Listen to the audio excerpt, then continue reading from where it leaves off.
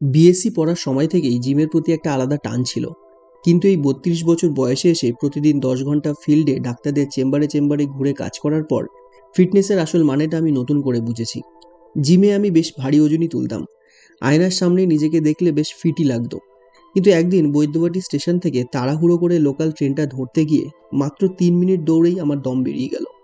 তখন মনে হলো শুধু ভারী ডেডলিফট করে কী লাভ যদি একটু দৌড়লেই বুকে ব্যথা শুরু হয়ে যায়। আমি বাইরে থেকে ফিট দেখালেও ভেতর থেকে আসলে আমি ফিট ছিলাম না। জিমে যারা যায় তাদের মধ্যে একটা কমন ডায়লগ হলো কার্ডিও করলে মাসেল কমে যাবে। আমিও সেটাই ভাবতাম। ১৪ বছরের জিমের পরিশ্রম কি একটু দৌড়লে শেষ হয়ে যাবে? কিন্তু সত্যিটা হলো রানিং শুরু করার পর আমার মাসেল তো কমেইনি, উল্টে আমার বডি আগের চেয়ে অনেক বেশি শার্প আর অ্যাথলেটিক হয়েছে। আজ আমি আপনাদের বলবো জিমের পাশাপাশি রানিং কিভাবে আপনার ফিজিককে সম্পূর্ণ বদলে দিতে পারে, বিশেষ করে আমাদের মতো ব্যস্ত ওয়ার্কিং প্রফেশনালদের জন্য। আমাদের জিমব্রোরা কেন দৌড়তে ভয় পায় জানেন? আসলে মাসেল হারানোর ভয়ের চেয়েও বড় হলো নিজের স্ট্যামিনা যে কতটা খারাপ সেটা ধরা পড়ে যাওয়ার ভয়। যখন আপনি প্রথম দৌড়তে শুরু করবেন তখন বুঝবেন যে আপনি কতটা আনফিট। কিন্তু বিজ্ঞান এখানে অন্য কথা বলছে। যখন আপনি শুধু ওয়েট লিফটিং করেন আপনার পেশি বড় হয় ঠিকই, কিন্তু আপনার হার্ট ততটা পাম্প করার সুযোগ পায় না। দৌড়ানোর ফলে আপনার হার্ট অনেক বেশি শক্তিশালী হয়।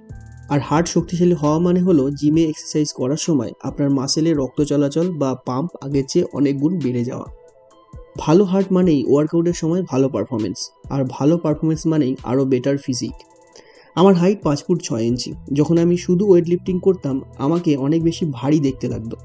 কিন্তু রানিং শুরু করার পর কোনো ক্যালোরি কাউন্ট না করেই আমার বডি ফ্যাট কমতে শুরু করলো এবং মাসেলগুলো আরও বেশি শার্প হতে শুরু করলো। আর একটা দারুণ ব্যাপার কি জানেন? দৌড়লে আপনার মেটাবলিজম আর খিদে দুটোই বাড়ে।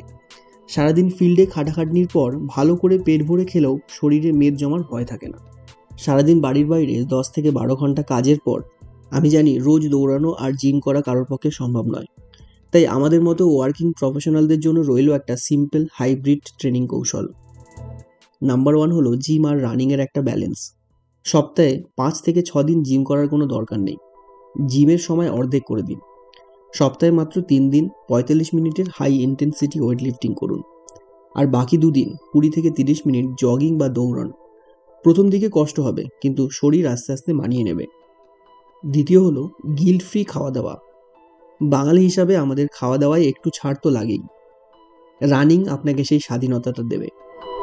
উইকেন্ডে যখন আমি মৌমিতার সাথে রেস্তোরাঁয় যাই তখন একটু মিষ্টি বা ডেজার্ট খেলে এখন আর গিল্ট ফিল হয় না, কারণ আমি জানি আমার রানিং সেই এক্সট্রা ক্যালোরিটা ম্যানেজ করে নেবে। আপনাকে সারাদিন শুধু সেদ্ধ খাবার খেয়ে কাটাতে হবে না। তৃতীয় হলো ইগো সরিয়ে শুরু করুন। শুরুতে হয়তো 5 মিনিট দৌড়লেই মনে হবে যে দম ফুরিয়ে যাচ্ছে। ঘাবড়াবেন না, ইগো সরিয়ে রাখুন। আপনি ম্যারাথন রানার নন, আপনি শুধু নিজের হার্টকে সুস্থ রাখছেন। শুধুমাত্র মাসেল বানিয়ে আয়নার সামনে দাঁড়িয়ে ছবি তোলাই ফিটনেস নয়। আসল ফিটনেস হলো সারাদিন ফিল্ডে কাজ করার পরও এনার্জি ধরে রাখা, লোকাল ট্রেনের সিঁড়ি ভেঙেও না হাঁপানো। রানিং হয়তো আপনার ওয়েট লিফটিংয়ের রুটিনটা একটু বদলে দেবে, কিন্তু এটা আপনাকে এমন একটা ফিটনেস দেবে যা আপনি আগে কখনো অনুভব করেননি। আপনারা যারা জিমের পাশাপাশি কার্ডিও করতে ভয় পান তাদের বলবো একবার ট্রাই করে দেখুন। কথা দিচ্ছি ঠকবেন না। আর ভিডিওটা কাজের মনে হলে চ্যানেলটা সাবস্ক্রাইব করে রাখুন। নিচে কমেন্ট করে জানান যে আপনি সপ্তাহে কতদিন কার্ডিও করেন। দেখা হচ্ছে পরের ভিডিওতে।